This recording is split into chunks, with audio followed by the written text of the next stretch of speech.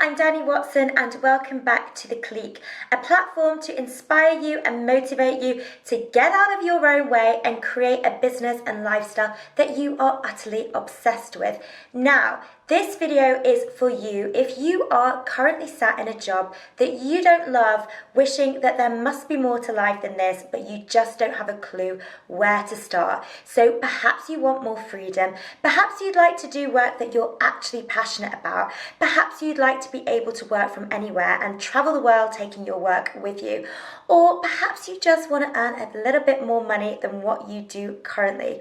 Well, in this video, I am going to share some of my advice for those of you who know you want to build your own business but don't have a clue where to start.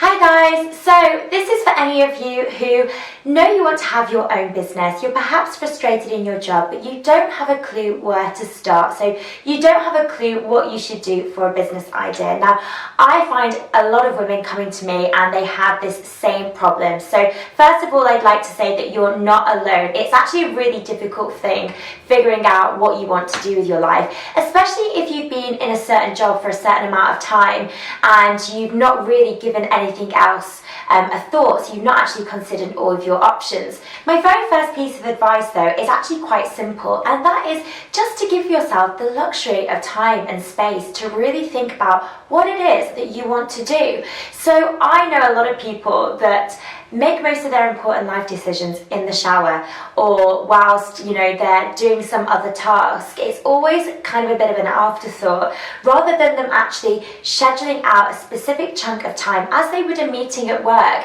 to really dedicating that time to figuring out what it is that they really want to do. So brainstorming what is it that you really enjoy doing.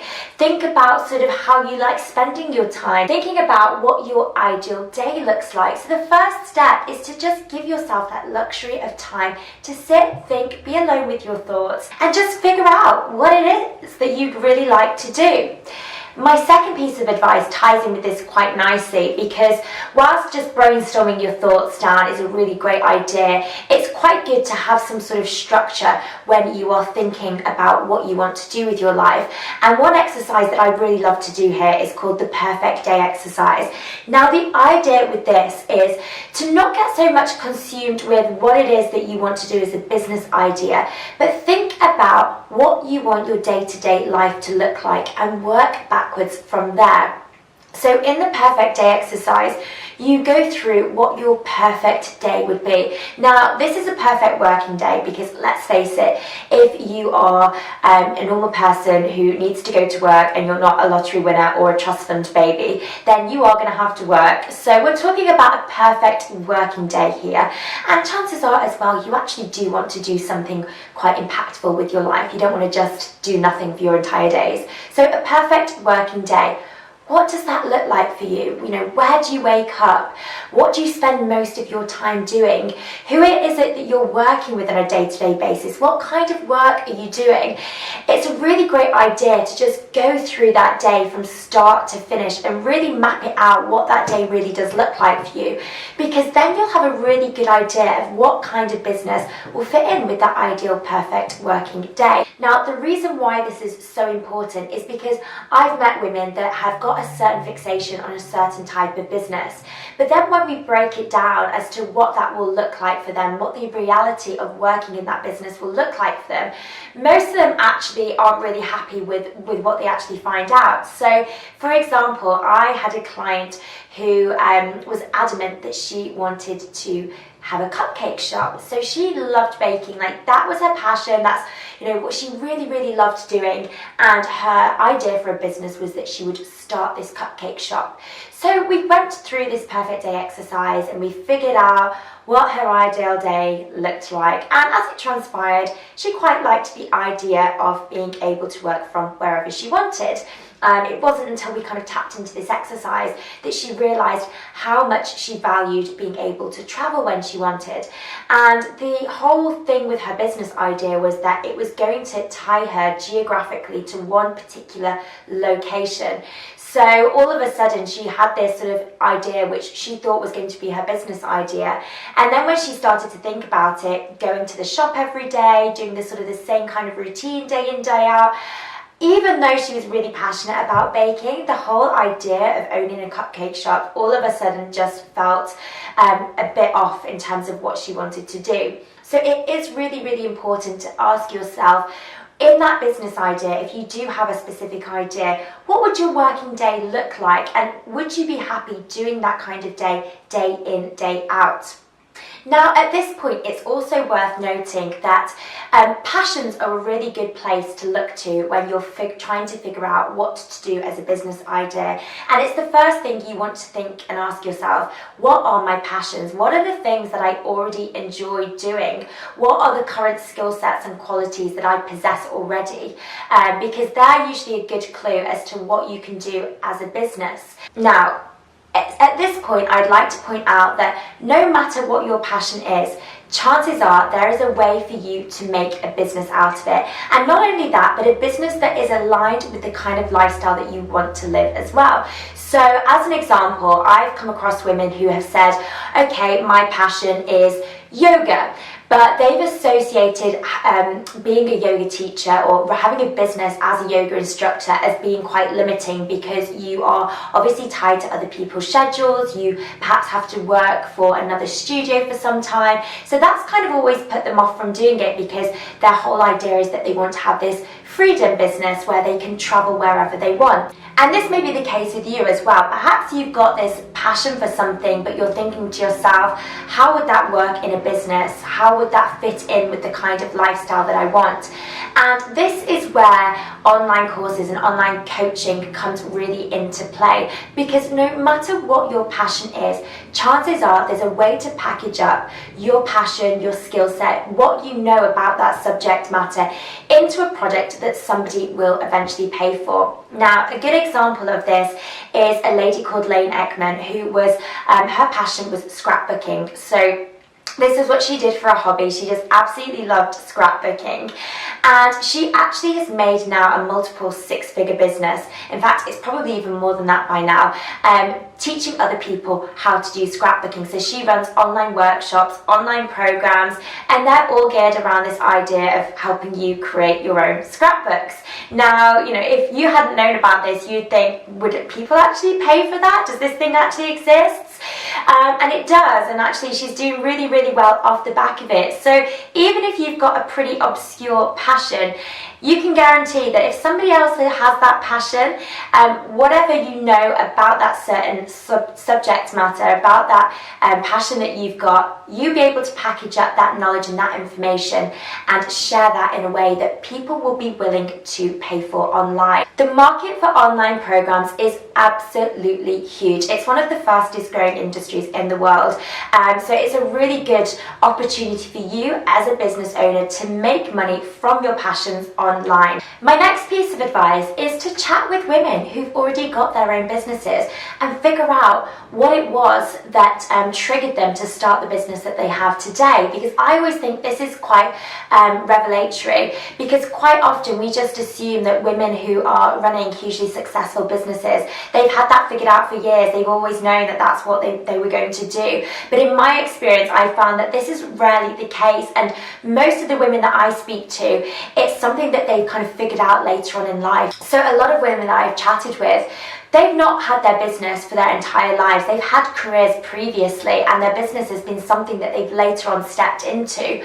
So don't think that because you have currently been in a job and you've not actually given starting a business much thought previously, don't think that's a barrier to entry, because what you'll find is many of the women out there that are running successful businesses, it's something that they've discovered or they've started later on in life. So chat to them, find out how they got started, find out how they figured out their business idea. So one of the questions that I get asked most often is how I decided that I wanted to be a coach. And I love sharing this story with the women that reach out to me, because it hopefully inspires them to realize that they don't need to start a business in something that they have done previously. So for me, my first step into the business world was as a social media consultant. So I was helping businesses and brands build their businesses using social media.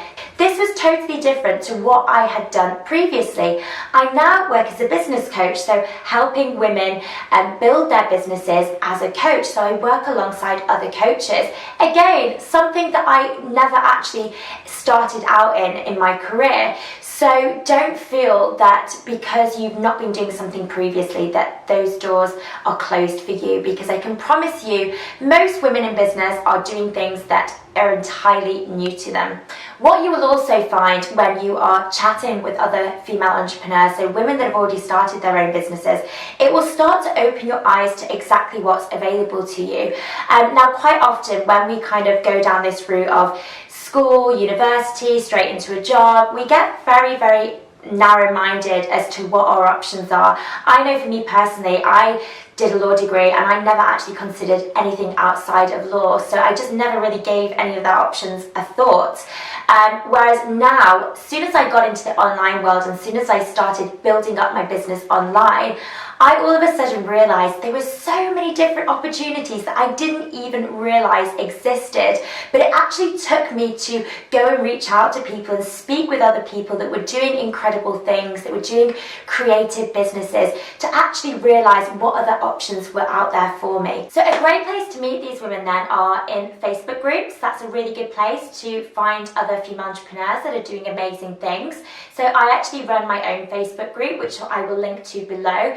Another good one is going to networking events, putting yourself out there and actually going to networking events and meeting other women that are doing inspiring things.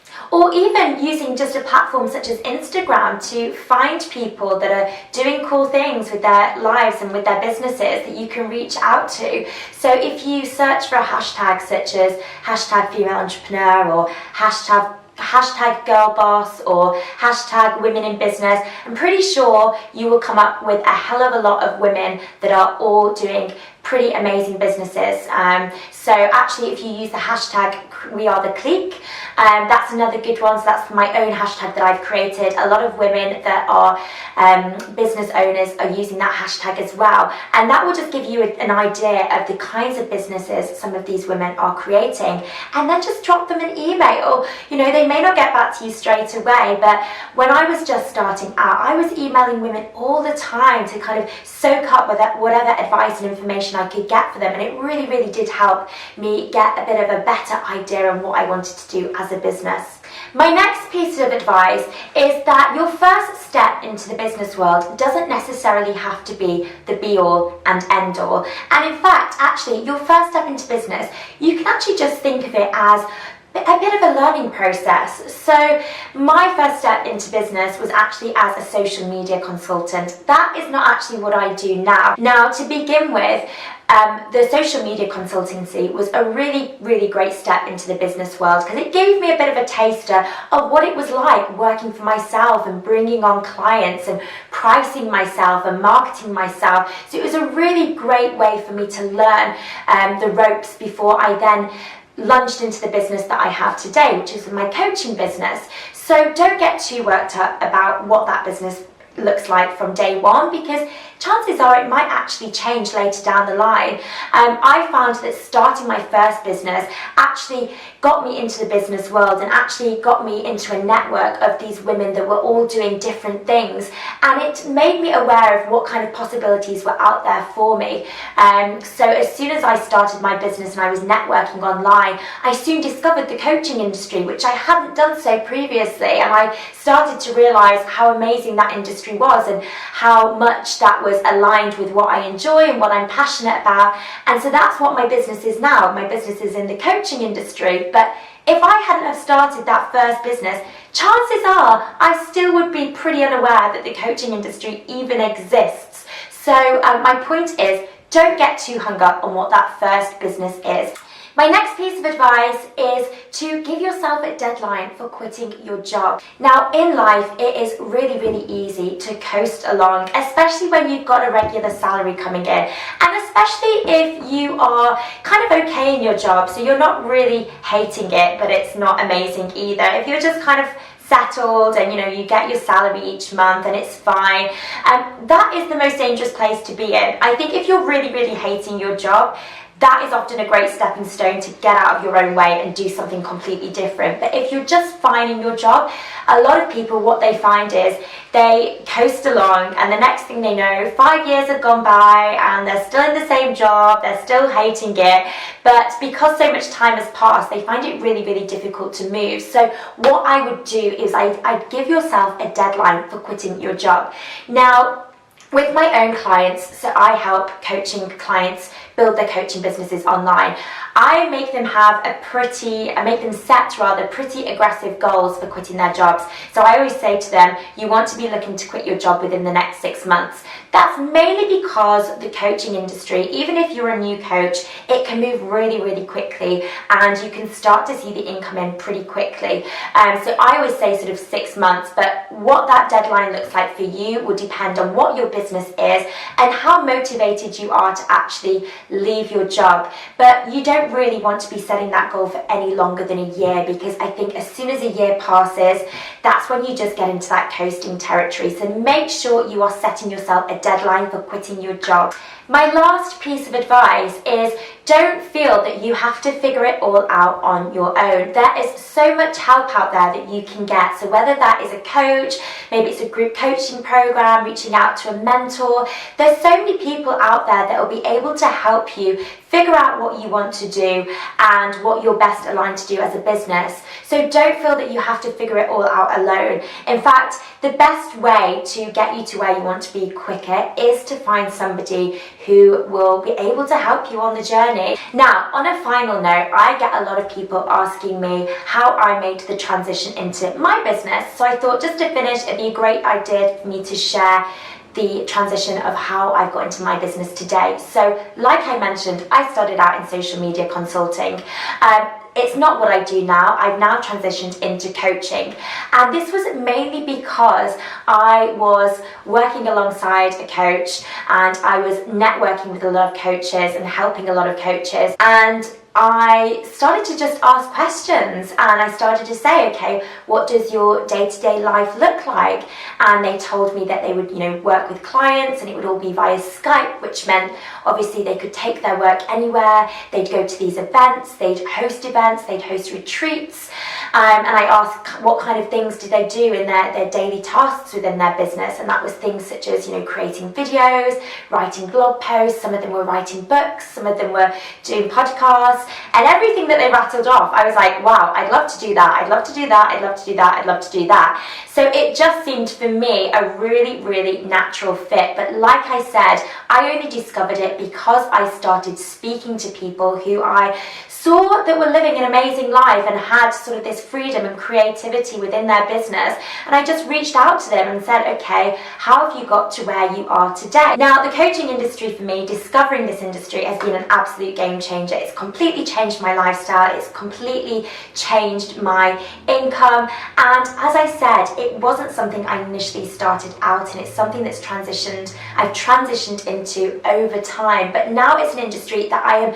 super passionate about, particularly because the coaching industry is a really good option for many women who find themselves stuck in jobs that aren't fulfilling them, know that they are greater of more, they want to make a big impact on the world, and they want to help other people, they are perhaps very much into personal development and inspiring others, but they're not sure how yet to package that into a business. Now, if this sounds like you, I urge you actually to go and consider what a business as a coach could look like for you, because for me it is without a doubt the industry that really does set me alight, because as I mentioned, you get a lot of freedom, you work with and connect with amazing women, you get to do work that you're really passionate about, and you can pretty much run your business how you like it.